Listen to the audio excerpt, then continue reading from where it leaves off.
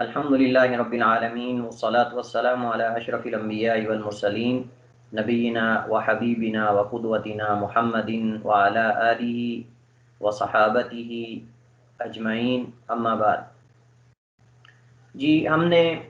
گزشتہ ہمارے جو لیکچرز تھے ان میں ہم نے علم و معرفت کے مصادر اور ان میں سے ہر ایک کا مقام اور مرتبہ، اور شرعی مصادر اور ان میں سے ہر ایک کا مقام اور مرتبہ ہم نے پڑھا۔ اس کے بعد اللہ تعالیٰ کے وجود کے عقلی ہم نے دلائل جو ہے وہ پڑھے۔ آج ہمارے پاس جو موضوع ہے یہ بھی انتہائی اہم موضوع ہے، خصوصاً اس اعتبار سے کہ ہمارا چونکہ موضوع اس کا تعلق عقیدے کے ساتھ ہے۔ عقیدے کے موضوعات میں سے یہ ایک موضوع ہے جس کو ہم پڑھ رہے ہیں، وگرنہ عقیدہ جو ہے یہ بہت وسیع اور عدید موضوع ہے، اس کے اندر کئی ایک مسائل آتے ہیں۔ تو اس اعتبار سے جو ہے وہ ہم یہاں آج جو ہے وہ اس لیکچر کے اندر اور انشاءاللہ اگلے لیکچر میں ہم یہ جانیں گے کہ اہل السنہ والجماعہ جو ہیں ان کا منہج استدلال کیا ہے عقیدے کے مسائل میں۔ عقدی مسائل میں اہل السنہ والجماعہ جو ہیں ان کا منہج استدلال کیا ہے۔ جب ہم اہل السنہ والجماعہ کا منہج استدلال جو ہے وہ اس کو جانیں گے اور اس طریقے اور منہج کے مطابق ہم جو ہے وہ کتاب و سنت کے جو دلائل ہیں، احادیث یا آیات ہیں قرآن کریم کی، ان سے ہم استدلال کریں گے تو کبھی ہم اس استدلال کے اندر جو ہے ہم غلطی نہیں کر سکتے جب ہم اس منہج کے مطابق کریں گے استدلال جس منہج پر جو ہے وہ اللہ کے رسول صلی اللہ علیہ وسلم اور آپ کے صحابہ چلے ہیں۔ تو سب سے پہلے تو ہمیں موضوع آغاز کرنے سے پہلے، موضوع کا یا سٹارٹ کرنے سے پہلے ہمیں یہ جان لینا چاہیے کہ اہل السنہ کے ہاں عقیدے کے باب میں اہل السنہ کے ہاں صرف دو ہی مصادر ہیں، جو معتبر مصادر ہیں وہ دو ہیں، ایک کتاب اور دوسری اللہ کے نبی صلی اللہ علیہ وسلم کی سنت ہے۔ چونکہ جو عقیدہ ہے اس کے اکثر جو موضوعات ہیں، اکثر جو مسائل، ان کا تعلق غیب کے ساتھ ہے، ان چیزوں کے ساتھ ہے جو ہم سے مخفی ہیں، ہم ان کو دیکھ نہیں سکتے، ہم ان کا ادراک نہیں کر سکتے، ہم ان تک پہنچ نہیں سکتے۔ تو اس اعتبار سے چونکہ عقیدے کے اکثر مسائل کا تعلق جو ہے وہ علم غیب کے ساتھ ہے، غیبی چیزوں کے ساتھ ہے، تو اس وجہ سے اس عقیدے کے مسائل کے اندر جو استدلال کے ماخذ ہیں، مصادر ہیں، وہ دو ہیں، قرآن اور رسول اللہ صلی اللہ علیہ وسلم کی سنت۔ جب ہم یہ مان لیں گے کہ کتاب و سنت ہی مصادر ہیں تو اس سے پھر لازم آتا ہے کہ ہم کتاب و سنت کی نصوص پر من و عن عمل کریں، ان کو جیسے وہ وارد ہوئی ہیں، وہ دلائل وارد ہوئے ہیں، ان کو مانیں اور تسلیم کریں۔ اور دوسرا یہ ہے کہ ان کے اندر ہم ان کے ظاہر پر اس کو محمول کریں اور اپنی قیاس آرائیاں اور جو ہے وہ علمی مفروضے ان کے اندر جو ہے وہ ان کو داخل کرنے کی کوشش نہ کریں، اور جو ان دلائل کے اندر وارد ہو، ذکر ہو، اس کو ہم قبول کریں۔ اس کی وجہ یہ ہے کہ ہم ان کو کتاب و سنت کو کیوں اس کے اندر مصدر مان رہے ہیں، عقل کو کیوں نہیں ہم داخل کر رہے، قیاس کو کیوں نہیں داخل کر رہے، اس طرح کے مسائل کو کیوں نہیں داخل کر رہے ہم؟ چونکہ غیبی چیزوں کا ادراک عقل سے نہیں ہوتا۔ عقل ان چیزوں کا ادراک کرتی ہے، جیسا کہ ہم نے علم و معرفت کے مصادر میں پڑھا تھا،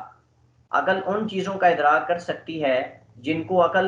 تک رسائی ہو سکتی ہے عقل کی۔ عقل جب سامنے کوئی چیز دیکھتی ہے، کوئی حادثہ، کوئی واقعہ پیش آتا ہے، تو اس کو دیکھ کر کوئی تشبیہ، متشابہ چیز دیکھ کر اس پر قیاس تو کر سکتی ہے عقل۔ مثلا آپ نے کسی چیز کی شبیہ دیکھی، آپ نے کسی چیز کی متشابہ چیز دیکھی، آپ نے دیکھ کر اس کو اس چیز پر قیاس کر لیا۔ آپ نے کسی گاڑی کے ماڈل کے بارے میں جانا کہ فلاں ماڈل کی گاڑی ایسے ہوتی ہے، ٹویوٹا کرولا، یا فلاں اتنے ماڈل کی یہ گاڑی، اس کا یہ سٹائل ہے، یہ انداز ہے، اور اس کے مٹیریل جو ہے، اس کے اسپیئر پارٹ جو ہوتے ہیں وہ یہ ہیں۔ تو آپ کو جب کوئی بندہ کہے گا کہ میرے پاس گاڑی ہے، فلاں ماڈل کی ہے، آپ فوراً آپ کے ذہن میں وہ اسکیچ آ جائے گا، اس گاڑی کا پورا نقشہ آ جائے گا، کیونکہ آپ اس کے اوصاف سے اور اس کی تشبیہ سے آپ واقف ہیں اور آپ نے دیکھا ہوا اسے۔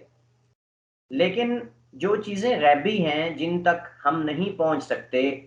ان میں عقل کو ہم اس وجہ سے داخل نہیں کر سکتے کیونکہ عقل کی کیپیسٹی جو ہوتی ہے، اس کی جو طاقت ہے، اس کا جو دائرہ ہے، اس سے یہ باہر ہے۔ عقل ان تک رسائی نہیں حاصل کر سکتی۔ جب عقل تب رسائی کرتی جب آنکھیں انسان کی دیکھ رہی، انسان محسوس کر رہا ہو۔ تو جب ان چیزوں کو انسان محسوس نہ کر رہا ہو تو پھر اس کے اندر عقل کو انسان داخل کرے گا تو اس کی حقیقت کو نہیں جان سکتا۔ تو اس وجہ سے ہم کہتے ہیں کہ جو عقیدے کے مسائل ہیں یہ غیبی ہیں، اور غیبی ہونے کی وجہ سے لازمی ہے، ضروری ہے، کمپلسری طور پر ہمارے اوپر واجب ہے کہ ہم کتاب و سنت کو فالو کریں۔ وہی کے ذریعے ہمیں پتہ چلے گا کہ عالم برزخ کیا ہے، اللہ کی ذات کیسی ہے، اللہ تعالیٰ کی صفات کیا ہیں، اللہ کے نام کیا ہیں، اور جو ہے وہ جنت کیسی ہے، جہنم کیسی ہے، آخرت کے احوال، صراط پل صراط کیسی ہے، حوض کیسا ہے، اور جو ہے وہ یہ سارے جو احوال ہیں آخرت کے، ان کا عقل ادراک نہیں کر سکتی۔ اس وجہ سے ہمیں کتاب و سنت سے ان کا پتہ چلے گا۔ تو لہٰذا اس موضوع کو شروع کرنے سے پہلے یہ جان لینا چاہیے کہ تمام اہل سنہ والجماع کا اس بات پر اتفاق ہے کہ عقیدے کے مسائل میں دو ہی مصادر معتبر ہیں، اور وہ ہے کتاب اور سنت، قرآن اور رسول اللہ علیہ وسلم کی حدیث، کیونکہ دونوں وحی ہیں، دونوں وحی ہیں، اور جب دونوں وحی ہیں تو پھر جو ہے وہ ان پر ہمارا ایمان لانا، ان کو تسلیم کرنا، ان کے سامنے جھک جانا، ان کی مکمل اتباع کرنا، یہ ہمارے اوپر واجب ہے۔ جی، تو سب سے پہلے جب ہم کتاب و سنت کے ثابت شدہ دلائل سے استنباط اور استدلال کریں گے، استدلال کرتے ہوئے تین چیزوں کو ملحوظ خاطر رکھنا انتہائی ضروری ہے۔ تین چیزوں کو ملحوظ خاطر رکھنا انتہائی ضروری ہے، اور وہ تین چیزیں جو ہیں وہ یہ ہیں۔ نمبر ایک،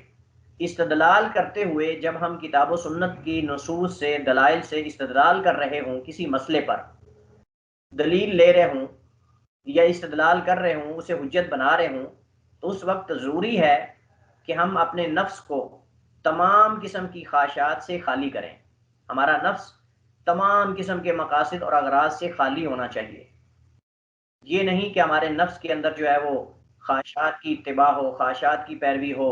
اور اپنے باطل منہج، اپنی باطل فکر کی ترویج ہو، اس کی تائید ہو، یہ نہیں ہونا چاہیے۔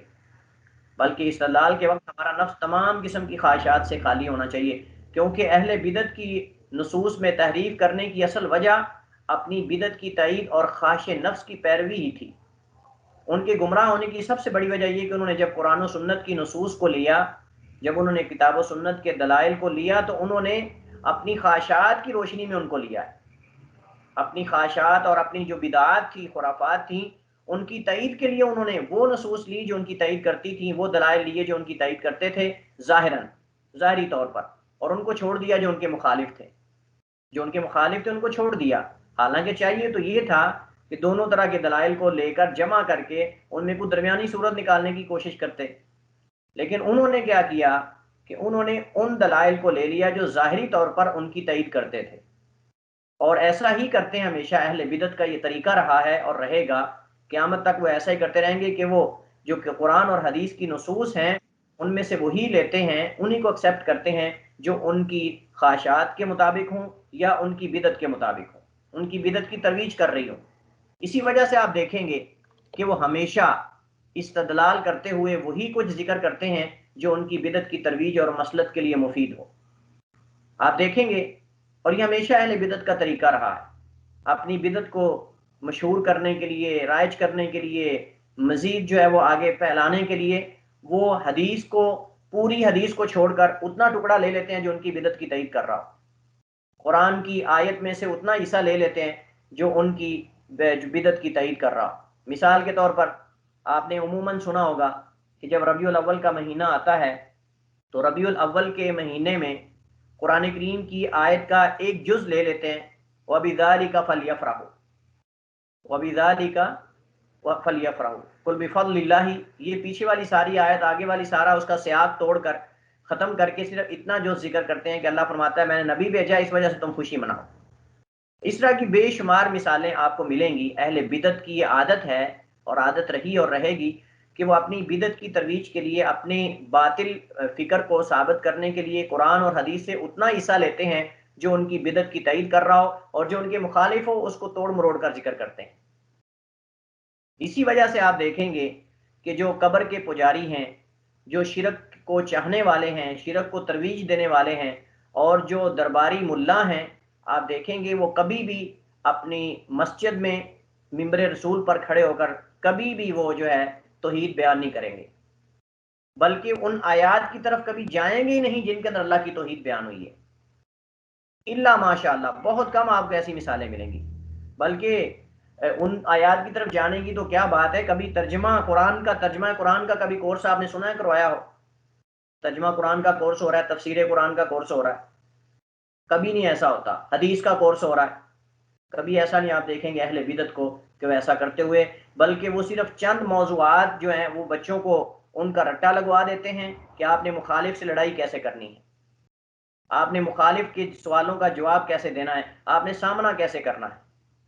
2-4 موضوعات پر ان کو اچھی طرح تیاری کروا کر ان کو نکال دیتے ہیں شیطانوں کی طرح کہ جاؤ تم پھیلو اور لوگوں کے قلوب و اذہان اور ان کی فکروں کو خراب کرو۔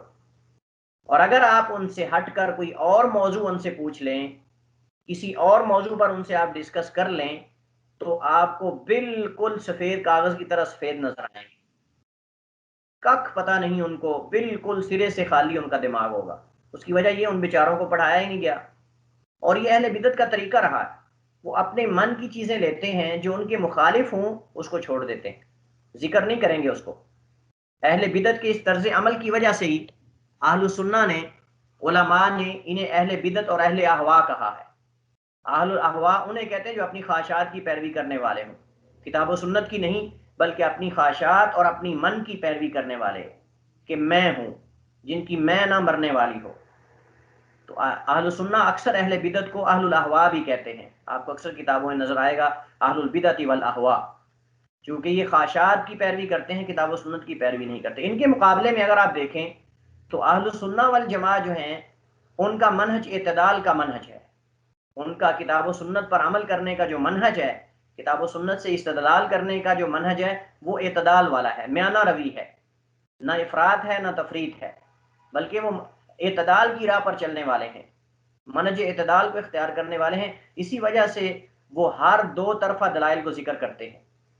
ہر دو طرفہ دلائل کو ذکر کریں گے۔ آپ جب بھی دیکھیں گے دو طرح کے دلائل کو ذکر کر کے اس کے اندر کوئی درمیانی صورت حت المقدور مناسب توجیہ بیان کرنے کی کوشش کریں گے۔ میں اس وجہ سے ڈنکے کی چوٹ پر کہتا ہوں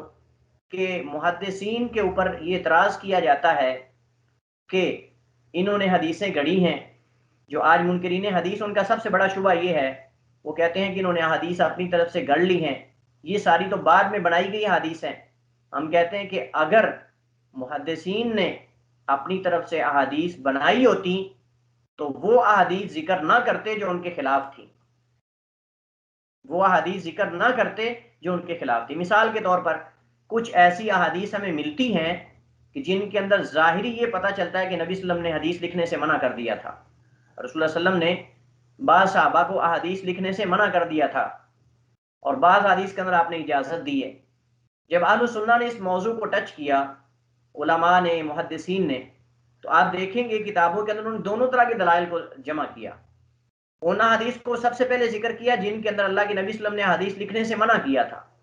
یہ اس وجہ سے جو منکرین حدیث ہیں اس وجہ سے استدلال کرتے ہیں ان احادیث سے، وہ کہتے ہیں کہ اگر حدیث حجت ہوتی تو اللہ کے نبی صلی اللہ علیہ وسلم انہیں لکھنے سے روکتے نہ، اس کا مطلب حدیث کی ضرورت نہیں تھی قرآن کی موجودگی میں، لہٰذا آپ نے کہا کہ تم میں سے کوئی بھی قرآن کے علاوہ کچھ نہ لکھے۔ اس طرح کی حدیث سے استدلال کرتے ہیں۔ ہم کہتے ہیں کہ تمہارے نزدیک تو حدیث حجت ہی نہیں، تم حدیث سے کیسے حجت لے رہے ہو؟ بھائی ایک طرف تو تم کہتے ہو کہ حدیث حجت ہی نہیں اور یہ حدیثیں تو بعد میں بنائی گئی ہیں، اور دوسری طرف تم انہی حدیث سے یہ استدلال کر رہے ہو کہ اللہ کے نبی صلی اللہ علیہ وسلم نے حدیث لکھنے سے منع کیا ہے۔ یہ تم نے کہاں سے لیا کہ اللہ کے نبی صلی اللہ علیہ وسلم نے حدیث لکھنے سے منع کیا ہے؟ یہ تو بتاؤ پہلے۔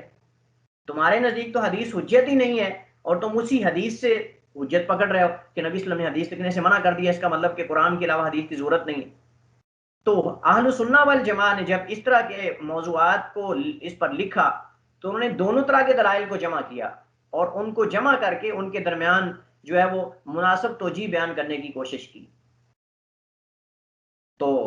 اس کے یہ ایک الگ موضوع ہے، یہ ہمارا موضوع نہیں ہے جو احادیث جس کے اندر حدیث لکھنے سے روکا گیا ہے اور بعد میں اس کی اجازت دی گئی ہے، اس کی کیا توجیحات ہیں، یہ ہمارا موضوع نہیں، لیکن مقصد سے اشارہ کرنا مقصود تھا کہ اہل بدعت کیا کرتے ہیں۔ لیکن اس کے مقابلے میں اہل سنہ والجماع اعتدال کی راہ پر ہیں، وہ اپنے خلاف جو دلائل ہوتے ہیں ظاہر، حقیقت میں تو نہیں، جو ظاہر ایسے لگتا ہے کہ ان کے خلاف ہیں ان کو بھی ذکر کرتے ہیں، اور ان کے جو مقابلے میں ان کی تائید کر رہے ہوتے ہیں دلائل ان کو بھی ذکر کر کے پھر کوئی درمیانی صورت بیان کرنے کی کوشش کرتے ہیں، ان کا فوراً رد نہیں کر دیتے یا ان کو پیچھے نہیں کر دیتے، چھپا نہیں لیتے۔ آپ دیکھیں اہل السنہ والجماع صحابہ کے مسئلے میں بھی اعتدال کی راہ پر ہیں، اعتدال کی راہ پر ہیں۔ اگر محدثین نے اپنی طرف سے حدیث میں کچھ اضافہ کیا ہوتا، کوئی ایسی باتیں ہوتی، تو وہ احادیث ظاہراً جن سے ہمیں لگتا ہے کہ کسی صحابی کی اس کے اندر کوئی تنقیص ہے یا کوئی ایسی بات ہے، وہ حدیث جو ہے وہ ذکر نہ کرتے، لیکن محدثین نے اس کو بھی اس کے ضعف کو بیان کرنے کے لیے، اس کی کمزوری کو بیان کرنے کے لیے یا اس میں مناسب توجیہ بیان کرنے کے لیے انہیں بھی ذکر کیا ہے۔ یہ نہیں کہ جو ظاہری طور پہ صحابہ کے ایسی حدیث جن کے اندر بعض کسی صحابی کی کوئی مذمت کی گئی ہو یا ایسی کوئی چیز ہو ظاہر، اس کو لے کر جو ہے وہ اس کو ذکر کر دیں اور باقی صحابہ کے فضائل جو ہزاروں کی تعداد میں حدیث ہیں ان کو جو ہے وہ پس پش ڈال دیا جائے۔ ایسا نہیں اہل سنہ والجماع کرتے۔ تو یہ اہل سنہ والجماع کا طریقہ ہے کہ وہ استدلال کے وقت دونوں طرح کے دلائل کو ذکر کرتے ہیں اور اس میں مناسب توجیہ پیش کرتے ہیں۔ ایسا نہیں کرتے کہ جو دلیل بظاہر ان کے خلاف ہو اس کی تحریف کر دیں یا ذکر ہی نہ کریں، جیسا کہ اہل بدعت و اہواء کی عادت ہے۔ اسی میں دوسری چیز، پہلی چیز اس میں یہ ہے جو ہے وہ دلائل سے علمی استدلال کرتے وقت تین چیزوں کو ملوز خاطر رکھنا ہے۔ دوسری چیز اس میں یہ ہے کہ صحیح دلیل کی تعظیم کرنا اور اس کے تابع ہونے کے ساتھ ساتھ اس کی دلالت کو مکمل طور پر تسلیم کرنا۔ دلالت سے مراد وہ چیز ہوتی ہے، وہ معنی ہوتا ہے جس پر وہ دلیل جو ہے وہ دلالت کر رہی ہوتی ہے یا جس سے وہ مسئلہ ثابت ہو رہا ہوتا ہے، تو اسے دلالت کہتے ہیں، یعنی وہ چیز جس پر یہ دلیل دلالت کر رہی ہے یا اس کو ثابت کر رہی ہے۔ تو صحیح دلیل جب ثابت ہو جائے، قرآن ہو یا صحیح حدیث ہو، جب وہ صحیح حدیث ہم تک پہنچ جائے یا قرآن کی آیت، تو واجب ہے کہ ہم اس کی تعظیم کریں، اس کی رسپیکٹ کریں، اس کی تعظیم کریں، اس کا احترام کریں، اور اس کے تابع ہونے کے ساتھ ساتھ اس کی دلالت کو مکمل طور پر تسلیم کریں۔ یہ نہیں کہ آدھا تسلیم کر لیں آدھے کا انکار کر دیں، یہ نہیں۔ اور یہ تب ہی ممکن ہے جب ان کتاب و سنت کے دلائل پر غور و فکر کرنے والے اپنے اندر یہ شعور پیدا کرے، یعنی اپنے کتاب و سنت پہ غور و فکر کرنے والا اپنے اندر یہ شعور پیدا کرے کہ وہ کلام اللہ اور کلام رسول صلی اللہ علیہ وسلم سے وابستہ ہے۔ یہ تب اس کے اندر یہ شعور پیدا ہو سکتا ہے، یہ تب ممکن ہے اس کے لیے، تب وہ نصوص کی تعظیم کرے گا، تب وہ دلائل کی تعظیم کرے گا، اس کی رسپیکٹ کرے گا، اس کے تابع ہوگا اور اس کے سامنے جھکے گا، جب وہ یہ شعور اپنے اندر پیدا کر لے گا کہ میں یہ جو کلام پڑھ رہا ہوں یہ اللہ اس کے رسول کی ہے، یہ اللہ اور اس کے رسول صلی اللہ علیہ وسلم کی ہے، اور جو ہے وہ اس سے وابستہ ہے، وہ کسی عام ادبی یا ثقافتی کلام سے نہیں ہے کہ عام ادب کی کوئی کلام ہے، مثلا عربی ادب ہے یا کسی عام شاعر کی کلام ہے یا ثقافتی کوئی کلام ہے، ایسی کوئی بات نہیں، بلکہ وہ یہ سمجھے کہ یہ کلام جو میں دلائل جن سے میرا جو ہے وہ رابطہ ہے یا جن سے میرا عمل دخل ہے، یہ سارے کی ساری اللہ کی کلام ہے۔ کتاب و سنت کی صحیح دلیل کو تسلیم کرنا نبی علیہ السلام کی نبوت پر ایمان لانے کی علامات میں ایک بڑی علامت ہے۔ کتاب و سنت کی صحیح دلیل کو تسلیم کر لینا یہ نبی علیہ السلام کی نبوت پر ایمان لانے کی علامات میں سب سے بڑی علامت ہے۔ اسی وجہ سے امام زہری رحمہ اللہ تعالی محمد بن مسلم بن عبید اللہ بن شہاب الزہری جو معروف تابعی ہے رحمہ اللہ تعالی، وہ فرماتے ہیں من اللہ الرسالۃ وعلی الرسول البلاغ وعلینا التسلیم، کہ اللہ کی طرف سے پیغام بھیجنا ہے کہ وہ پیغام بھیجے اور رسول پر اس پیغام کو پہنچانا ہے اور ہمارے اوپر اسے تسلیم کرنا ہے، اور ہمارے اوپر اسے تسلیم کرنا ہے کہ ہم اسے مان لیں، اور وحی کو تسلیم کر لینا، اس کی تصدیق کرنا ایک مسلمان کو دیگر مسلمانوں سے نمایاں اور افضل بنا دیتا ہے۔ جو وحی کی تعظیم کرتا ہے، رسپیکٹ کرتا ہے، خبر کی تصدیق کرتا ہے، جو رسول علیہ السلام اللہ کے نبی وسلم اللہ کی طرف سے لے کر آتے ہیں، جس قدر اس کی زیادہ تصدیق کرنے والا ہوگا، جس قدر اس کی زیادہ رسپیکٹ کرنے والا ہوگا، اس کا زیادہ احترام کرنے والا ہوگا، اس قدر اس کا مقام اللہ تعالیٰ کے ہاں بلند ہوگا، اور وہ مسلمانوں سے اس قدر زیادہ افضل ہوگا۔ جیسا کہ حضرت ابوبکر رضی اللہ تعالیٰ عنہ کو اگر کسی چیز نے بلند کیا ہے سیدنا ابوبکر صدیق کو، تو ان کی صداقت نے، انہوں نے جو اللہ کے نبی خبر لے کر آئے تھے معراج کی، جو آپ نے خبر دی تھی، انہوں نے اس کی تصدیق کی، جس کی وجہ سے اللہ تعالیٰ نے ان کو ایک عالی مقام مرتبے پر فائز کر دیا۔ تو بسا اوقات انسان جو ہے اس کے اعمال جو ہیں وہ دیگر لوگوں کے مقابلے میں اتنے زیادہ نہیں ہوتے، لیکن اس کے دل کے اندر جو صداقت ہوتی ہے، جو سچائی بیٹھ چکی ہوتی ہے ایمان کی، حق کی، خبر کی، قرآن اور حدیث کی، وہ اس کو بالا کر دیتی ہے دیگر لوگوں سے۔ تو وہی کو تسلیم کر لینا، اس کی تصدیق کرنا، ایک مسلمان کو دیگر مسلمانوں سے نمایاں اور افضل بنا دیتا ہے، جیسا کہ سیدنا ابو بکر رضی اللہ تعالیٰ عنہ کو ان کے رسول صلی اللہ علیہ وسلم کے واقعہ معراج کی تصدیق کرنے نے انہیں تمام لوگوں سے نمایاں کر دیا۔ اس وجہ سے بکر بن عبداللہ مزنی رحمہ اللہ تعالی محدثین اور ائمہ میں سے فرماتے ہیں ابو بکر رضی اللہ عنہ کثرت صوم و صلاۃ سے دیگر لوگوں سے افضل نہیں ہوئے۔ کیا فرماتے ہیں ابو بکر بن عبداللہ مزنی رحمہ اللہ؟ مزنی فرماتے ہیں ابو بکر رضی اللہ عنہ کثرت صوم یعنی زیادہ روزے رکھنے کی وجہ سے یا زیادہ نمازیں پڑھنے کی وجہ سے دیگر لوگوں سے افضل نہیں ہوئے، بلکہ اس چیز نے انہیں افضل بنا دیا جو ان کے دل میں تھی، جو ان کے دل میں سچائی تھی، صداقت تھی، تصدیق تھی اور ایمان تھا، اس نے ان کو دیگر لوگوں سے نمایاں کر دیا۔ وگرنہ وہ بھی حضرت ابوبکر رضی اللہ عنہ بھی باقی صحابہ کی طرح ہی اعمال کرتے تھے، ان کی طرح ہی نمازیں پڑھتے تھے، ان کی طرح ہی حج کرتے تھے، ان کی طرح ہی عبادات کرتے تھے، لیکن ان کے دل کے اندر جو پیغمبر علیہ السلام کی خبر کی تصدیق کی اہمیت تھی، تعظیم تھی، رسپیکٹ تھی، اس نے ان کو دیگر صحابہ سے نمایاں کر دیا، افضل کر دیا۔ تو جب ہمارے پاس کوئی صحیح نص آئے، کوئی صحیح دلیل آئے قرآن یا حدیث سے، ہمیں اس کی رسپیکٹ کرنی چاہیے، اس کو تسلیم کرنا چاہیے، اور رسپیکٹ اصل میں یہی کہ اس پر عمل کریں، ہم اس کو تسلیم کر لیں اور اس پر عمل کریں۔ تیسری چیز جو ہے اس میں وہ یہ ہے کہ سچے دل سے باری تعالیٰ کی طرف رجوع کرنا اور اس سے ہدایت کی توفیق طلب کرنا، اور اس سے ہدایت کی توفیق طلب کرنا، یہ جو ہے وہ تین چیزیں اہم ہیں جن کو جو ہے وہ ملحوظ خاطر رکھنا استدلال کے وقت کتاب و سنت کے دلائل سے، یہ انتہائی ضروری ہے، کیونکہ حق کی موافقت انسانی قدرت اور ذہانت اور تیزی سے نہیں ہوتی۔ انسان حق کو قبول کرتا ہے اللہ کی توفیق سے، انسان سیدھی راہ کو قبول کرتا ہے، سیدھی راہ پر چلتا ہے اللہ کی توفیق سے۔ اگر اللہ کی توفیق شامل حال نہ ہو تو انسان کی ذہانت، انسان کا علم، انسان کی سائنس، یہ کچھ بھی کام نہیں آتے اس کے۔ کتنے بڑے بڑے سائنٹسٹ جو ہوتے ہیں، سائنسدان ہوتے ہیں، وہ داہری ہو کر مرتے ہیں، الہاد پر مرتے ہیں، اللہ تعالیٰ کی ذات کو نہیں پہچان سکتے، معرفت الہی حاصل نہیں کر سکے، وہ الہاد پر مرے ہیں۔ کتنے دنیا کے بڑے بڑے ذہین اور فتین لوگ کفر پر مرے ہیں، لیکن ان کو اسلام نصیب نہیں ہوا۔ اس سے پتہ چلتا ہے کہ انسان جب دلائل کو پرکھے، جب دلائل کو دیکھے، تو سب سے پہلے اللہ تعالیٰ سے اللہ کی طرف رجوع کرتے ہوئے اسے حق کی اور ہدایت کی توفیق طلب کرے کہ ان دلائل کے ذریعے میں حق تک پہنچنا چاہتا ہوں، میں حقیقت کو تلاش کرنا چاہتا ہوں، میں جو ہے وہ ٹکرانا نہیں چاہتا، میں تعارض نہیں چاہتا، یا میں اس کے اندر جو ہے وہ کوئی غلط ارادہ نہیں رکھتا۔ تو حق کی موافقت انسانی قدرت، ذہانت اور تیزی سے نہیں ہوتی،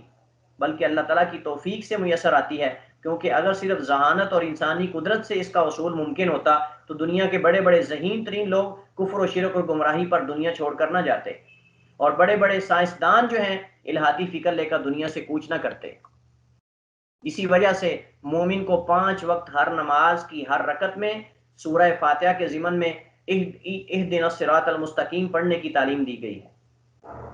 اس کے ذریعے یہ اللہ کے رسول صلی اللہ علیہ وسلم نے اپنی امت کو یہ تلقین کی ہے، اسی وجہ سے ہمیں 5 نمازوں کی ہر رکعت میں ہمیں یہ پڑھنے کو کہا گیا ہے سورہ فاتحہ، جس کے اندر پڑھتے ہیں اہدنا الصراط المستقیم، اللہ ہمیں سیدھی راہ دکھا، ہم ہیں تو سیدھی راہ پر، لیکن اصل مقصود کہ اللہ ہمیں قائم رکھ، اصل مقصد اللہ تعالیٰ سے ہدایت اور صراط مستقیم پر استقامت طلب کرنا ہے، وگرنہ ہدایت یافتہ تو پہلے سے ہی ہے۔ اور ہم یہ گزشتہ لیکچر میں ذکر کر چکے ہیں کہ اللہ کے نبی صلی اللہ علیہ وسلم بھی سجدے کے درمیان جو ہے وہ یہ دعا کرتے تھے، یا مقلب القلوب ثبت قلبی علی دینک او علی طاعتک، کہ اے دلوں کو پھیرنے والے، میرے دل کو اپنی اطاعت پر لگائے رکھنا، اپنی فرما برداری پر اور دین پر کاربند رکھنا۔ تو اس کا اصل مقصد جو ہے وہ ہدایت اور سات مستقیم پر استقامت طلب کرنا ہے اللہ تعالیٰ سے. اس وجہ سے ہم 5 وقت نماز میں یہ پڑھتے ہیں. اہل سنہ والجماعہ جو ہیں عقدی مسائل میں منہج استدلال کے ایک ہونے کی وجہ سے اہل سنہ جو ہے ان کا عقدی مسائل میں منہج استدلال ایک ہونے کی وجہ سے عقدی مسائل میں اتفاق ہے. جتنے بھی عقیدے کے مسائل ہیں، عقیدے کے مسائل میں آپ دیکھیں گے اہل سنہ کے ہاں کوئی اختلاف نہیں. اہل سنہ کے ہاں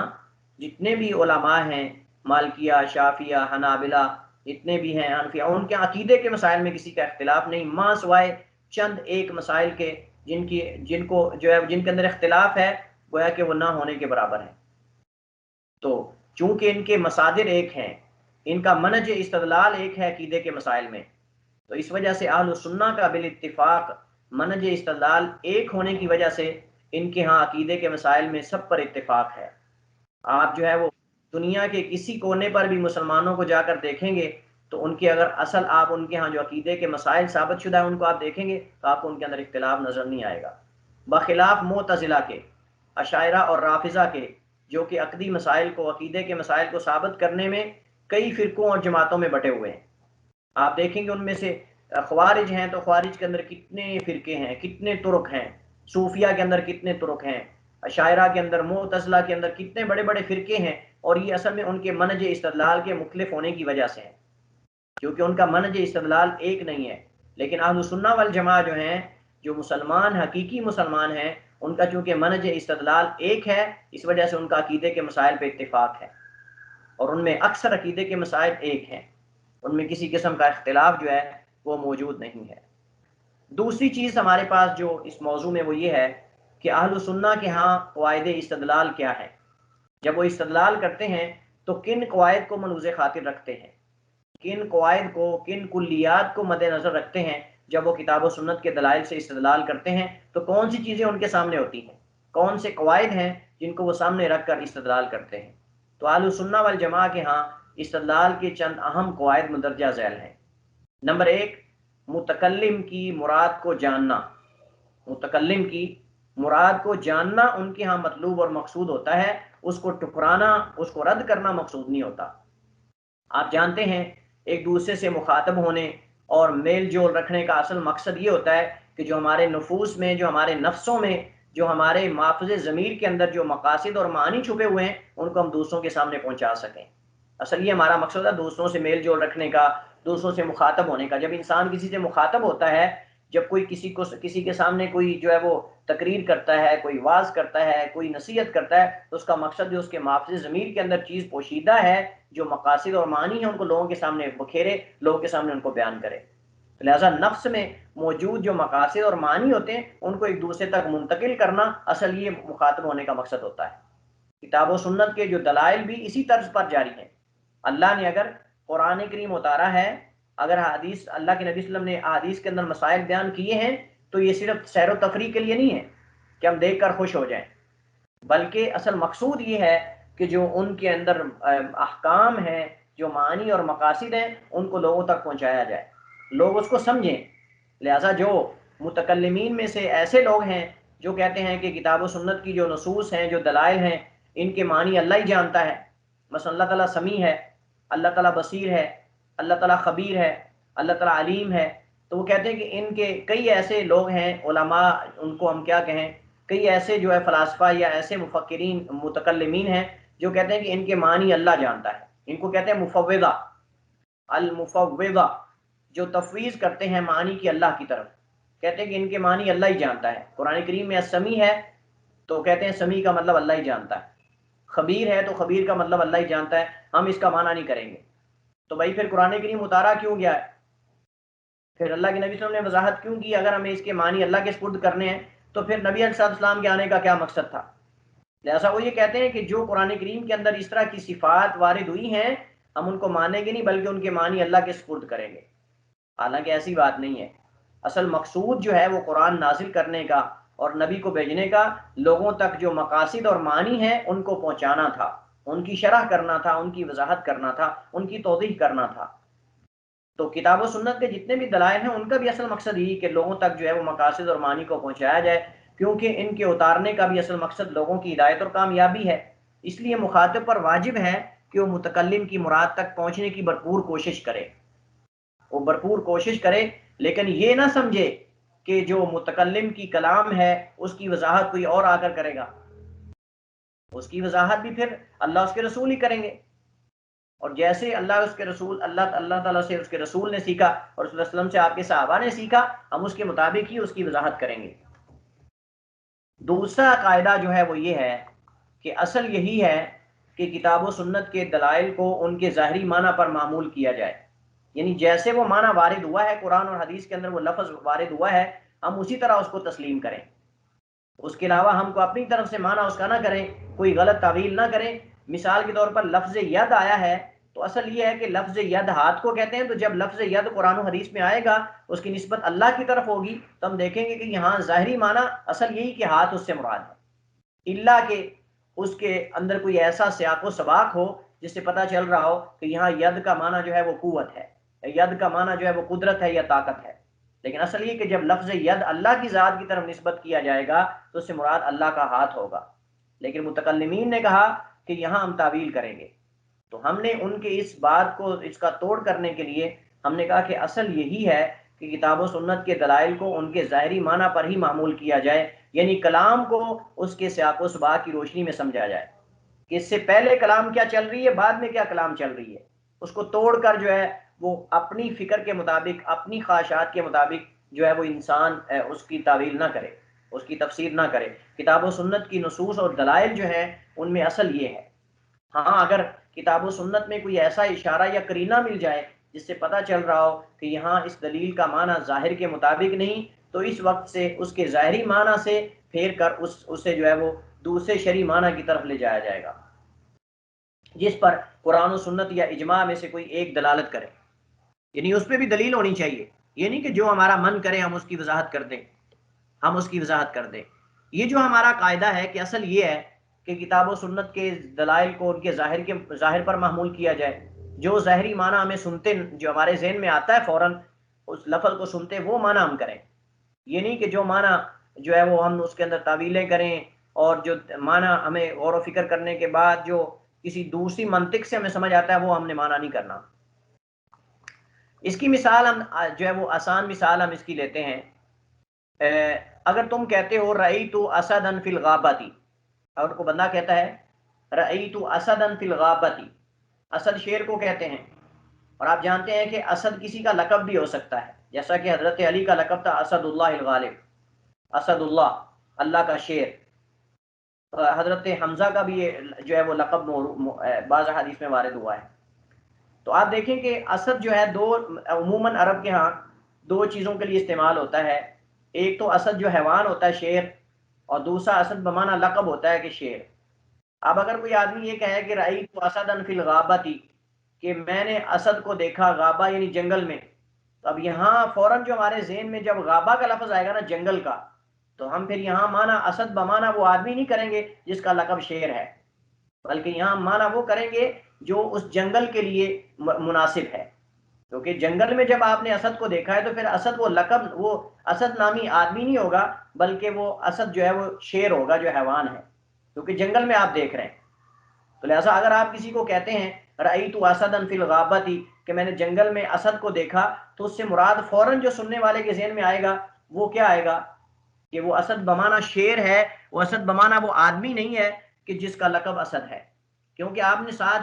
سیاق کے اندر، سیاق و سباق میں آپ نے یہ ذکر کیا ہے کہ جنگل میں آپ نے دیکھا ہے۔ تو لہٰذا یہاں اگر کوئی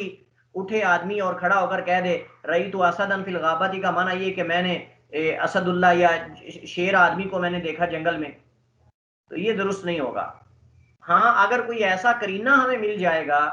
کہ جس سے ہمیں پتہ چل رہا ہو کہ جنگل میں آپ نے شیر کو نہیں دیکھا بلکہ اس آدمی کو دیکھا ہے کہ جس کا لقب اسد تھا یا اسد اللہ تھا، تو آپ پھر کہہ سکتے ہیں کہ یہاں معنی یہ نہیں بلکہ یہ ہے، ہاں اگر وہ قرینہ آپ کو مل جاتا ہے۔ مثلا آپ یہ کہتے ہیں کہ رأیت عمرا ورأیت زیدا ورأیت اسدا فی الغابۃ، آپ چند لوگوں کا نام ذکر کر دیں کہ میں نے زید کو دیکھا، میں نے عمر کو دیکھا، میں نے فلاں کو دیکھا، اور ساتھ میں نے اسد کو دیکھا، تو یہاں چونکہ آپ آدمیوں کا ذکر کر رہے ہیں، اگرچہ جنگل کا ذکر ہو رہا ہے، لیکن یہاں آپ نے چونکہ جنس کا ذکر کیا اور جنس آدمیوں کی ہے، اس کا مطلب جب آپ نے زید کو دیکھا، عمر کو دیکھا، تو پھر اسد سے مراد انسان ہوگا، پھر اسد سے مراد وہ حیوان نہیں ہوگا جس کو شیر کہتے ہیں، بلکہ اسد سے مراد وہ آدمی ہوگا جس کا لقب شیر ہے، اسد۔ تو یہ اصل چیز ہے جس کی طرف میں آپ کو جو ہے متوجہ کرنا چاہتا ہوں۔ اسی طرح جب وہ کہے گا وَرَأَيْتُ أَسَدًا يَحْمِلُ سَيْفًا، جب وہ یہ کہے گا وَرَأَيْتُ أَسَدًا يَحْمِلُ سَيْفًا کہ میں نے اسد کو دیکھا وہ تلوار اٹھائے ہوئے تھا، اور ہمیں پتا ہے کہ اسد کا معنی شیر ہوتا ہے، تو یہاں ہمیں کیسے جو ہے وہ ہم معلوم کریں گے کہ یہاں جو ہے وہ مراد انسان ہے، یہاں مراد شیر نہیں ہے، حیوان نہیں ہے؟ جی راشد۔ جی السلام علیکم۔ وعلیکم السلام۔ ہاں راشد بتائیے آپ کہ یہاں جو ہے وہ جب آدمی کہے گا رأیت اسدا یحمل سیفا، تو کیسے ہم اس کا معنی جو ہے وہ ہم کریں گے کہ یہاں مراد شیر نہیں بلکہ انسان ہے؟ کیونکہ شیر تو تلوار نہیں اٹھا کے پھر رہا ہوگا نا۔ جی ہاں، تو دیکھیں یہ چیزیں ہوتی ہیں، اس کو کہتے ہیں سیاق و سباق، اس کو کہتے ہیں دلائل اور قرائن، کہ جب قرینہ مل رہا ہو تو تب تو آپ اس کو اصلی معنی سے پھیر سکتے ہیں۔ اب اصل لفظ اسد جو ہے جب یہ عرب نے وضع کیا ہے عربی زبان میں تو اس کا معنی شیر ہی تھا جو حیوان ہوتا ہے، لیکن اس کو استعمال کیا کنایتاً اس آدمی کے لیے جس کے اندر شیر جیسی جرت ہو، جس کے اندر شیر جیسی بہادری اور جرت ہو، اس کو بھی اسد کہہ دیتے ہیں۔ لہٰذا ہم پھر اصل تو جب لفظ اسد آئے گا تو ہم اس کا معنی کریں گے شیر ہی، لیکن جب ہمیں کوئی قرینہ مل جائے گا، کوئی اشارہ مل جائے گا یا سیاق سے پتہ چل جائے گا کہ یہاں اصل شیر نہیں بلکہ وہ شخص ہے جس کا لقب جو ہے وہ اسد ہے، تو پھر ہم اس کا معنی اسد بمعنی شخص ہم سمجھیں گے۔ تو یہ اصل ہے جو میں آپ کو سمجھانا چاہتا ہوں کہ قرآن و سنت کے اندر جہاں اللہ کی صفات وارد ہوئی ہیں یا اس طرح کی چیزیں وارد ہوئی ہیں، ہم ان کو ان کے اصل یہ کہ ظاہری معنی پر معمول کریں،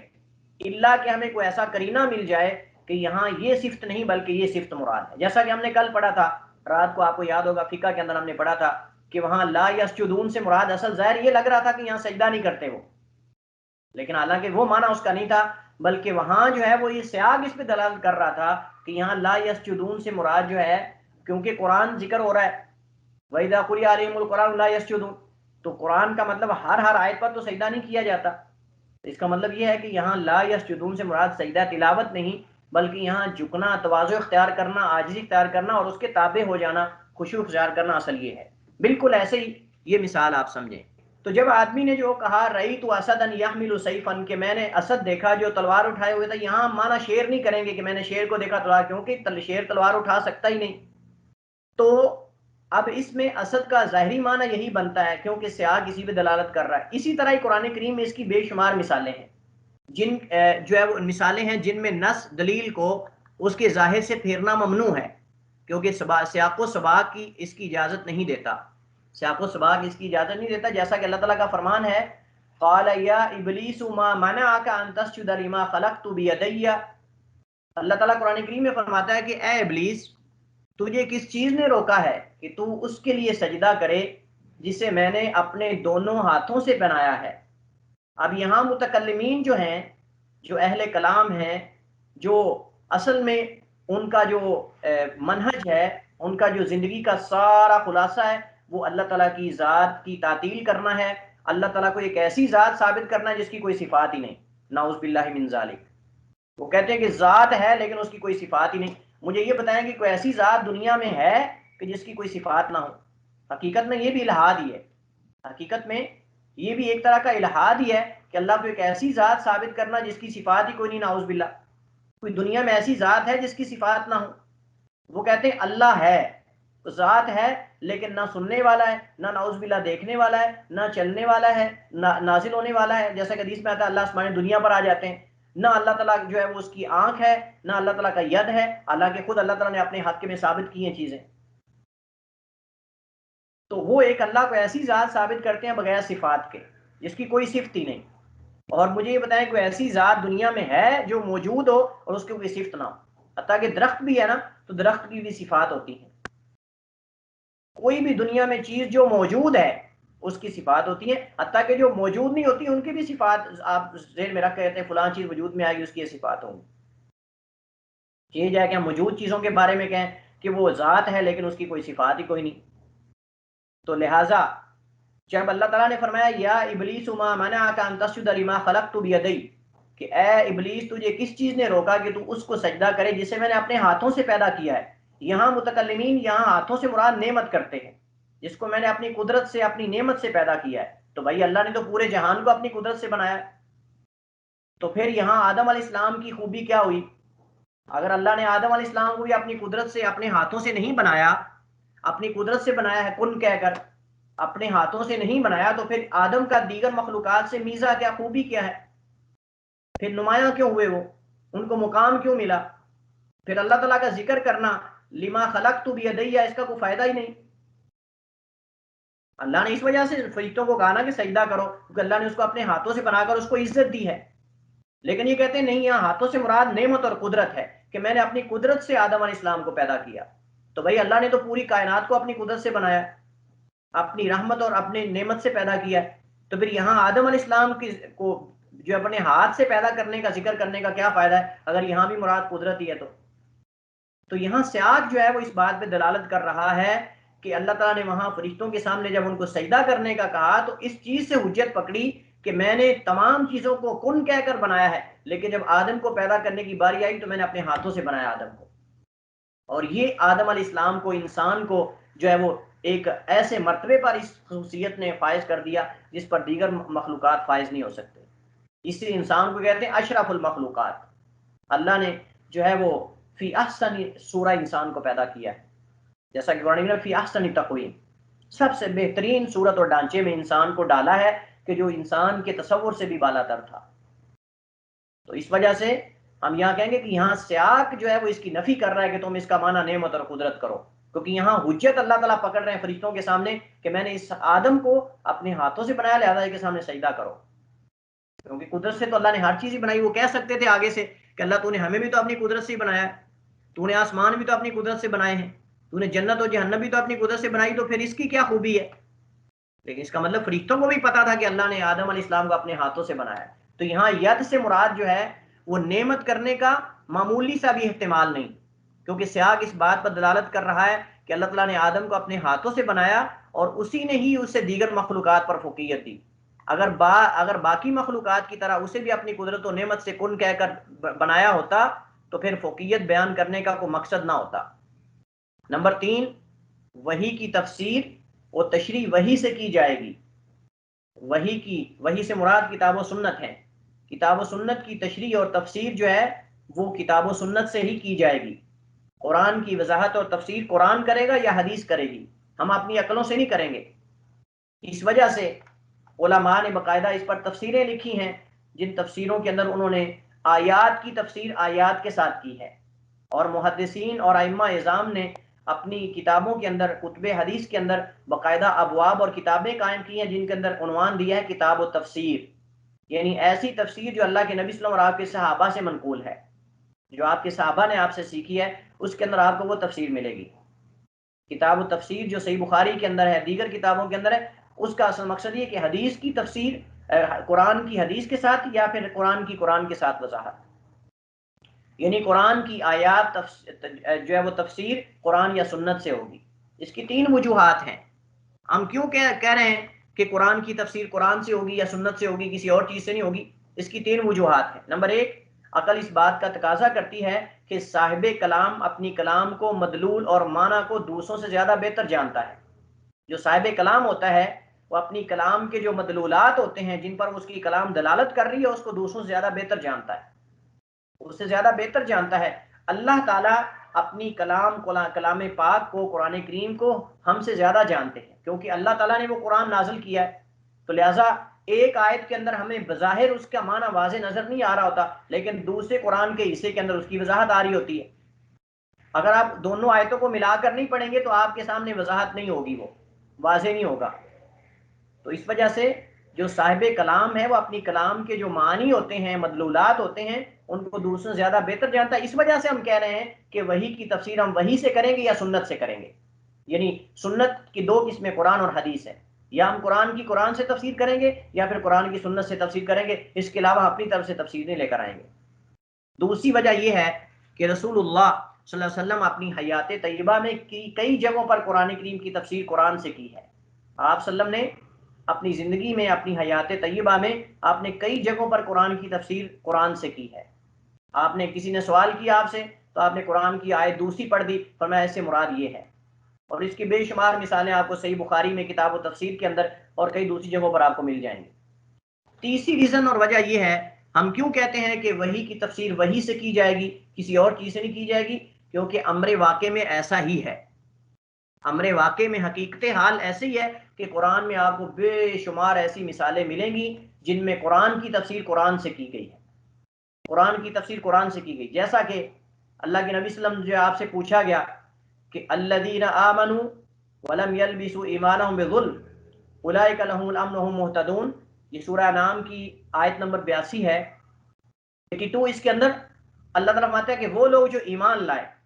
ولم یلبسوا ایمانہم بظلم، اور نہیں انہوں نے ملاوٹ کی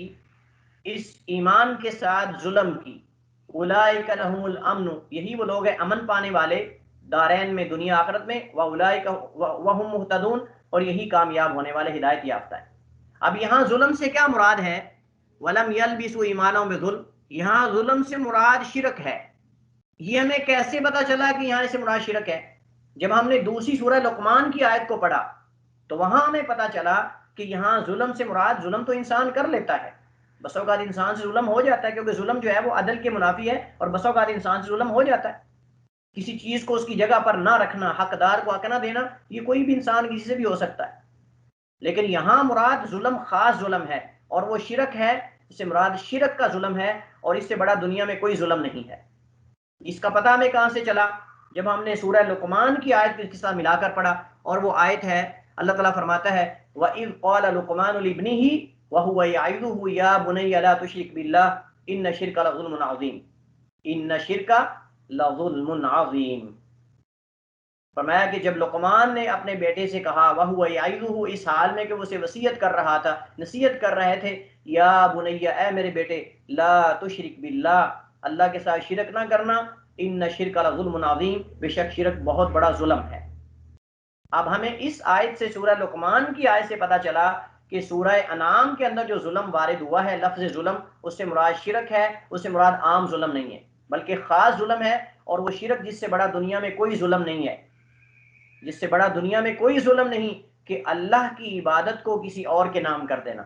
اللہ کی خصوصیات کو، اس کی جو خوبیاں ہیں وہ کسی اور کو دے دینا کہ وہ بھی اس کا مالک ہے، یہ اصل شرک ہے۔ اس سے بڑا دنیا میں ظلم کوئی اور نہیں، اور اصل میں معنی اس کا لغوی پایا جا رہا ہے کہ کسی چیز کو اس کی جگہ سے ہٹا کر رکھ دینا، اسے ظلم کہتے ہیں۔ تو چاہیے تو یہ تھا کہ ہم یہ جو صفات ہیں، سننا، دیکھنا، مشکل کشا، حاجت روا، دینے والا، غیب جاننے والا، یہ ہم اللہ کے ساتھ خاص کرتے، لیکن جب ہم مخلوق کے ساتھ ان کو لگا دیا تو ہم نے گویا کہ عدل نہیں کیا، انصاف نہیں کیا۔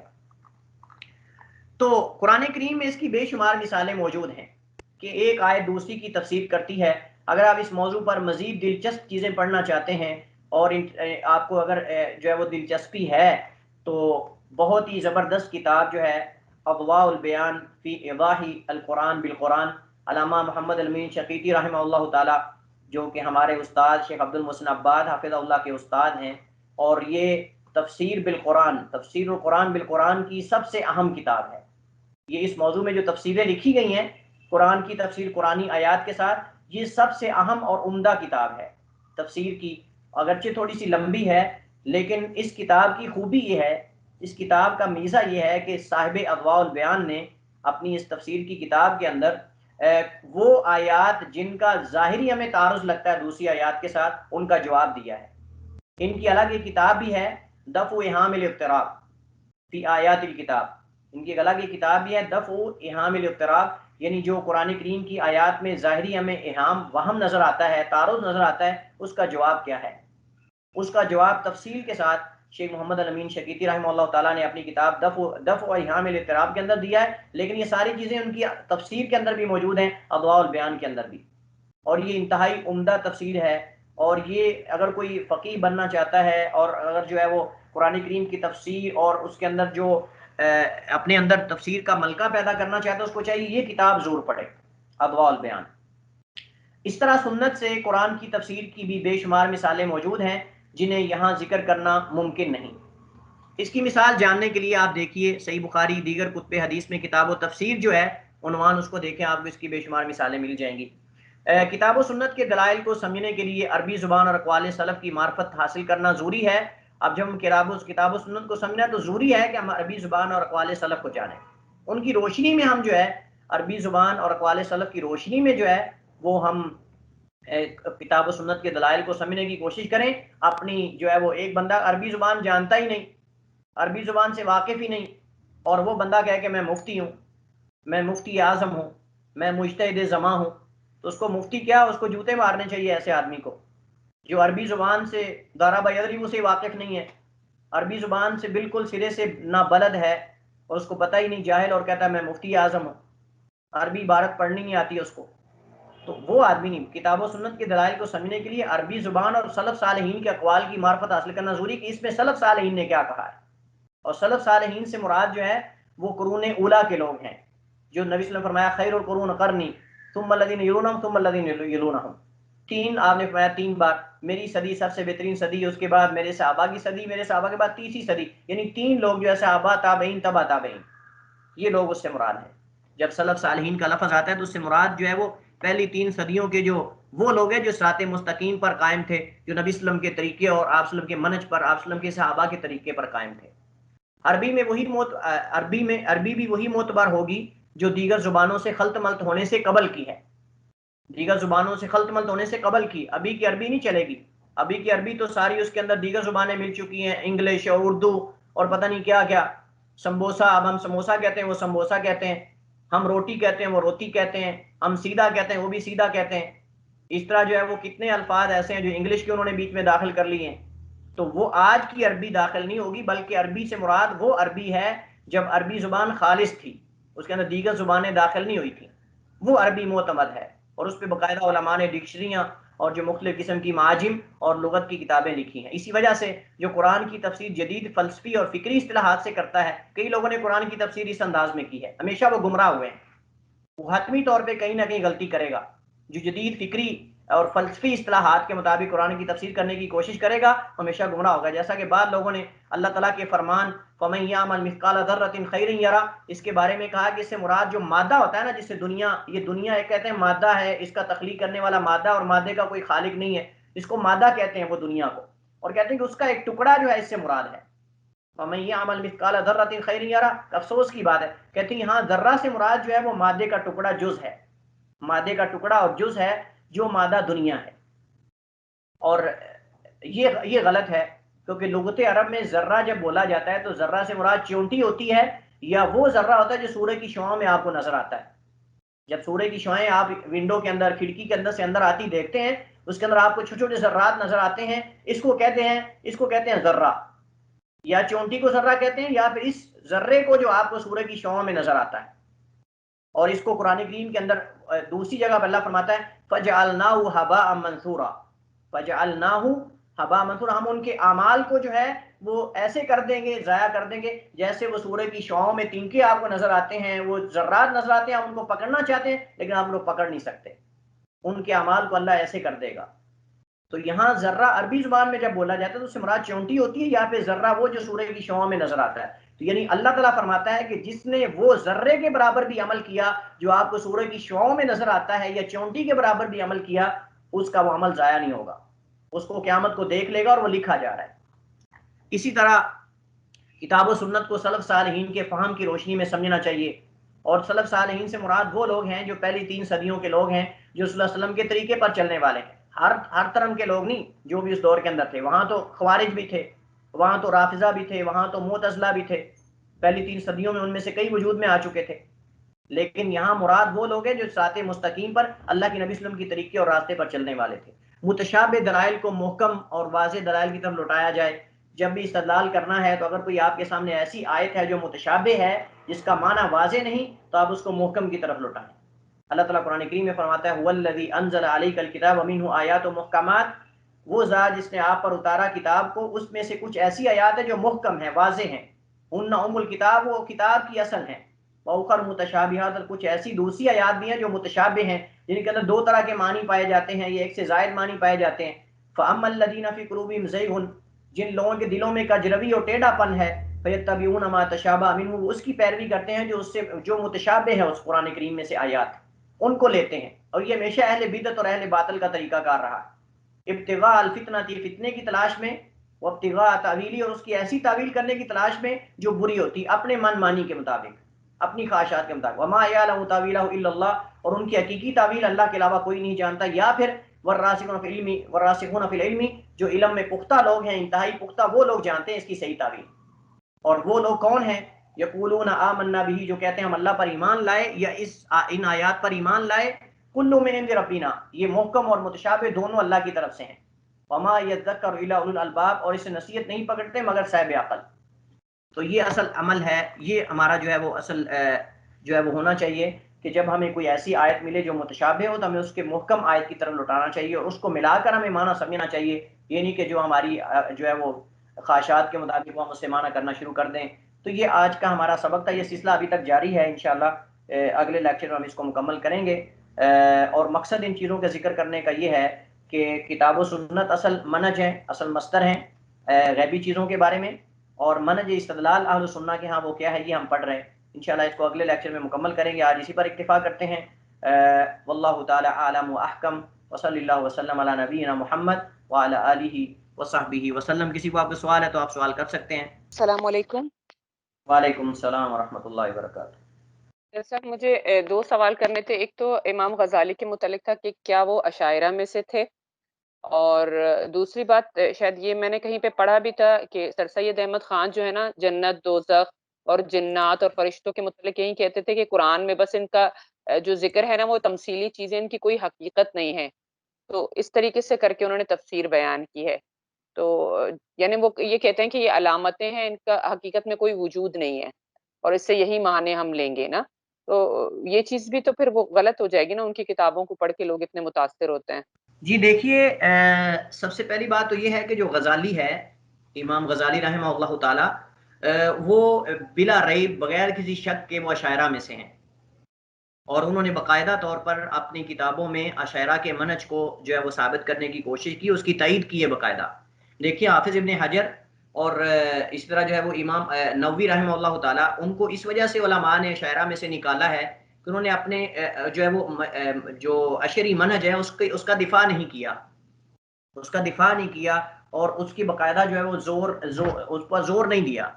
अगरचे बाज़ मुकामात पे उन्होंने मुतकल्लिमीन से बाज़ इबारतें नकल की हैं, जैसा कि हलीमी वगैरह इस तरह के लोगों से, लेकिन जो है वो उन्होंने बाकायदा जोर नहीं दिया कि हमारा ये मनहज है, हमारा ये अकीदा है, या मतलब कि उन्होंने उसकी तरवीज नहीं की। लेकिन जो गजाली है, गजाली ने तो बाकायदा अशरी मजहब को फैलाने की कोशिश की है। उनकी किताबों के अंदर जो है वो बेशुमार ऐसी चीज़ें उसकी देखें, खैर के काम भी हैं, अच्छे काम भी हैं, जैसा कि उन्होंने फ़लासफ़ा पर रद्द देखें। असल में हमेशा गुमराह वो हुआ है जिसने फ़लासफ़ा का रद्द किया उनके अंदाज में, जिसने रद्द किया उनकी कलाम में। अब देखें इब्न तैमिया ने भी तो फ़लासफ़ा का रद्द किया है, मुतकल्लिमीन का रद्द किया, लेकिन उन्होंने पहले उनकी कलाम को पढ़कर अल्फाज वो इस्तेमाल किए हैं जो किताब व सुन्नत के हैं। लेकिन गजाली और इस तरह के जो लोग हैं उन्होंने उनका रद्द करने की वजह से निकले थे, लेकिन उनके साथ मिल गए। यानी मकसद उनका था जो फलासफा उनका रद्द, लेकिन उनके अल्फाज में जब रद्द करने लगे तो उसमें वाक़े हो गए जिसमें फलासफा वाक़े हुए थे अल्लाह ताला की सिफात के बारे में। तो गोया कि वो जिससे बचने लगे थे उसमें खुद वाक़े हो गए, या जिससे उनको बचाने लगे थे उसमें खुद वाक़े हो गए, क्योंकि अंदाज जो उनके रद्द का था वो उन्होंने उनका अंदाज इख्तियार किया था। अल्लाह ताला की ज़ात को उन्होंने साबित करने के लिए वो अल्फाज इस्तेमाल किए थे जो फलासफा इस्तेमाल करते थे। हालांकि अल्लाह ताला की ज़ात के बारे में, रसूलों के बारे में हमें अल्फाज वो इस्तेमाल करने चाहिए वर्ड जो किताब व सुन्नत में वारिद हुए हैं। अब अल्लाह ताला को इल्लत कहना शुरू कर दें हम, नाउज़ुबिल्लाह, जैसे फलासफा कहते हैं कि इल्लत है, और इल्लत ऐसी है जो गैर मुअस्सिरा है, उसका कोई असर नहीं है, सिर्फ उसकी वजह से दुनिया वजूद में आई है लेकिन उसका असर नहीं दुनिया पर, बस एक सबब है वो। तो भाई फिर ये क्या हुआ? तो यानी इस तरह के जब उन्होंने अल्फाज इस्तेमाल किए, आप देखेंगे गजाली की किताबों में ये इल्लत और इस तरह के अल्फाज आपको बकसरत मिलेंगे। तो इब्न तैमिया ने भी तो उनका रद्द किया, लेकिन आप उसको देखेंगे इब्न तैमिया रहमतुल्लाह को उन्होंने अल्फाज वो इस्तेमाल किए जो शरी हैं, अल्लाह की ज़ात के बारे में, रसूलों के बारे में एक शरी अल्फाज से नहीं निकले बाहर। वो उन्होंने अगरचे उनका रद्द किया। इस वजह से मैं कहता हूँ कि अगर आज कोई बंदा इब्न तैमिया के बारे में कहता है ना कि उन्होंने मुतकल्लिमीन की मुआफ़क़त की है, मसलन जो हुदूस के बारे में मसला है, दुनिया हादिस है या क्या है, या तसलसुल हवादिस के बारे में, उसने इब्न तैमिया को समझा ही नहीं।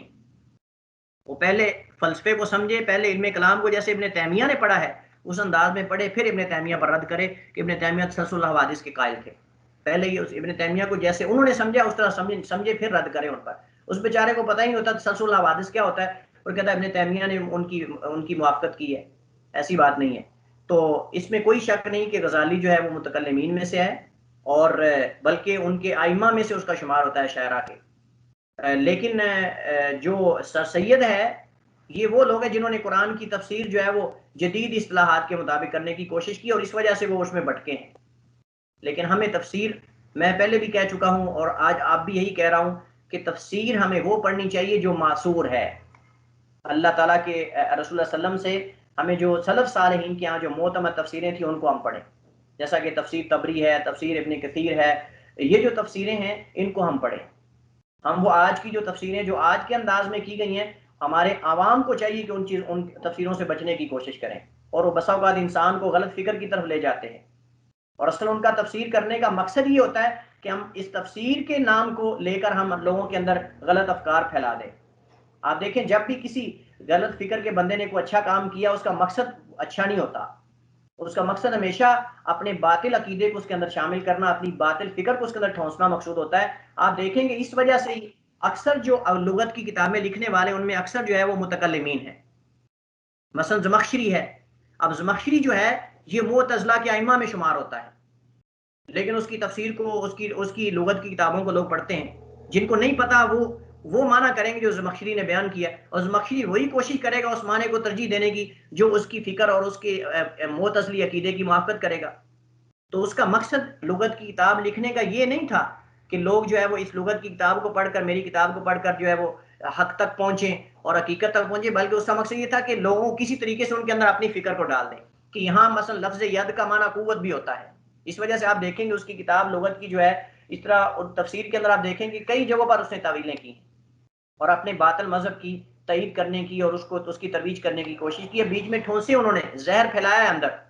تو ایسے نہیں وہ کتابیں لکھتے کہ ہمارے فائدے کے لیے، بلکہ اپنی فکر کو اس کے اندر داخل کرنا ان کا مقصود ہوتا ہے، لیکن صرف جس کو کہتے ہیں نا میٹھا ٹیکا لگاتے ہیں. جزاک اللہ خیر استاد. لیکن پھر یہ سوال بھی تو ذہن میں آتا ہے کہ جو اصول فقہ کی جو زیادہ تر چیزیں ہیں وہ بھی تو متکلمین کی ہی تقریباً بنائی ہوئی ہیں. تو اس وجہ سے ہم اس کو مکارم کے انداز میں پڑھتے ہیں نا، ہم ان کو تقلید کے انداز میں نہیں پڑھتے. السلام علیکم. وعلیکم السلام ورحمۃ اللہ وبرکاتہ. جی یہ جو آپ نے تفسیر کی ایک کتاب کا بتایا تھا اضواء البیان، یہ عربی میں ہے یا اردو میں بھی اویلیبل ہے؟ دیکھیے میرے علم میں تو عربی میں ہے، ممکن اس کی اردو آ چکی ہو، میرے علم میں نہیں ہے، لیکن دارالاسلام سے پتہ کر لیں آپ، ممکن اس کی اردو آ چکی ہو. آن لائن اگر آپ منگوا سکتے ہیں تو آپ، آج کل تو مختلف پیج بنے ہوئے ہیں، ویب سائٹیں بنی ہوئی ہیں، کتابیں آن لائن بھی ہوتی ہیں، تو آپ وہاں سے پتہ کر لیں. لیکن اصل جو مزہ آتا ہے وہ عربی کتاب پڑھنے کا، اگر عربی کو جانتا ہے، اگر نہیں جانتا تو پھر مجبوری ہے کہ وہ اردو میں پڑھے اس کو. السلام علیکم. وعلیکم السلام. سر میرا سوال یہ ہے کہ اگر شیطان جو ہے وہ آیت الکرسی کا وظیفہ دے سکتا ہے تو متکلمین جو ہیں وہ کیوں نہیں دے سکتے اس طرح کی ہمیں سود مند چیزیں؟ اللہ ان سے بھی تو کام لے سکتا ہے. شیطان کے وظیفے کا پتہ اللہ کے نبی صلی اللہ علیہ وسلم کو چل گیا تھا اور آپ نے اس کی تصدیق کر دی تھی. ہمیں کیسے پتہ چلے گا کہ یہ صحیح کہہ رہا ہے غلط کہہ رہا ہے؟ یہ تو علماء کا کام ہے نا. علماء ان کو دیکھیں گے، ان کی اچھی چیزوں کو لیں گے. لیا علماء نے. اب دیکھیں ابن تیمیہ سب سے زیادہ راضی پر رد کرنے والے اور سب سے زیادہ انہوں نے ان کی کلام لی ہے کئی جگہوں پر، لیکن انہوں نے راضی کو سمجھا ہے، ان کی کلام کو سمجھا ہے تو پھر لیا ہے. جو راضی نے فلاسفہ کے رد میں چیزیں لکھی ہیں غزالی نے اس کو لیا ابن تیمیہ نے، اور جو رد کرتے کرتے اس میں واقع ہو گئے اس پر رد بھی کیا ابن تیمیہ نے. ابن تیمیہ کی کئی کتابیں ہیں جیسا کہ در و طارد العقل والنقل ہے، اس طرح کئی اور کتابیں، اس کے اندر باقاعدہ انہوں نے متکلمین کا بھی رد کیا اور فلاسفہ کا بھی رد کیا ہے. اور اس رد کے اندر انہوں نے بسا اوقات راضی کی کلام بھی لی ہے، غزالی کی کلام بھی لی ہے، جو صحیح تھی جو حق تھی اس کو لیا انہوں نے، لیکن وہ ابن تیمیہ تھے. تو اگر ہم میں سے کسی کو پتہ ہی نہیں ہے کہ یہاں کلام کیا گڑبڑ چل رہی ہے اور آپ لے کر اس کو آپ سمجھ رہے ہوں کہ وہ شاید اللہ کی ذات کو ثابت کر رہے ہیں، حقیقت میں وہ نفی ہو رہی ہوتی. جیسا کہ اس دن یہ جو ہے وہ کس نے گروپ میں بھیجی تھی وہ چیز، پتہ نہیں کیا، شاید نعمان خالد صاحب آپ تھے، کون تھے؟ کون سی چیز ہے؟ اس دن آپ نے پوسٹ بھیجی تھی نا، وہ جو ہم نے پڑھا تھا کہ دنیا حادث ہے تو اس کا مطلب اس کا کوئی محدث ہے، اس کے بعد علت کا جہاں ذکر آتا تھا. نہیں سر، وہ میں نے تو نہیں بھیجی. اچھا چلیے خیر، بہرحال وہ کسی نے گروپ میں ہمارے وہ شیئر کی تھی تو میں نے اس پر پھر رپلائی کیا تھا. تو وہ اب دیکھیں علت معلول کا مسئلہ لے کر آپ وہ دلیل تمانع سے اللہ تعالیٰ کی ذات کو ثابت کرتے ہیں متکلمین. دلیل تمانع کیا ہے یہ انشاءاللہ عقیدے میں آپ پڑھیں گے. تو اس طرح کے طریقے جو ہے طریقہ غلط ہے. ہم کہتے ہیں طریقہ وہ اختیار کرو جو کتاب و سنت میں اور صحیح طریقہ ہے. تو عام بندوں کو نہیں پتہ چلتا، حقیقت میں وہ لگتا ہے ایسے جیسے وہ اللہ کی ذات کو ثابت کر رہے ہیں، حقیقت میں نفی کر رہے ہوتے ہیں. جزاک اللہ. بھیا السلام علیکم ورحمۃ اللہ وبرکاتہ. سر وعلیکم السلام ورحمۃ اللہ وبرکاتہ. سر محکم اور متشابہ آیات کو کے حوالے سے آپ نے بتایا، ان کی ڈیفینیشن بتائی. اگر آپ اس کے حوالے سے ایک ایگزامپل بھی دے دیں گے قرآن مجید سے تو ذرا بہتر سمجھ آ جائے گی. جی انشاءاللہ اگلے لیکچر میں ہم انشاءاللہ کریں گے. اگلے لیکچر میں انشاءاللہ اس کی مثال لے کر آئیں گے باذن اللہ تعالی. مثالیں بے شمار ہیں اس کی قرآن کریم میں. استاد محترم وہ نئی کلاس ہوئی ہے، چلے جائیں اس میں ہم. جی آپ جا سکتے ہیں، چلے جائیں آپ، کوئی بات نہیں. اور ٹھیک ہے بھائی، ٹھیک ہے جی، ٹھیک ہے انشاءاللہ ملتے ہیں اگلے لیکچر میں. السلام علیکم ورحمۃ اللہ وبرکاتہ.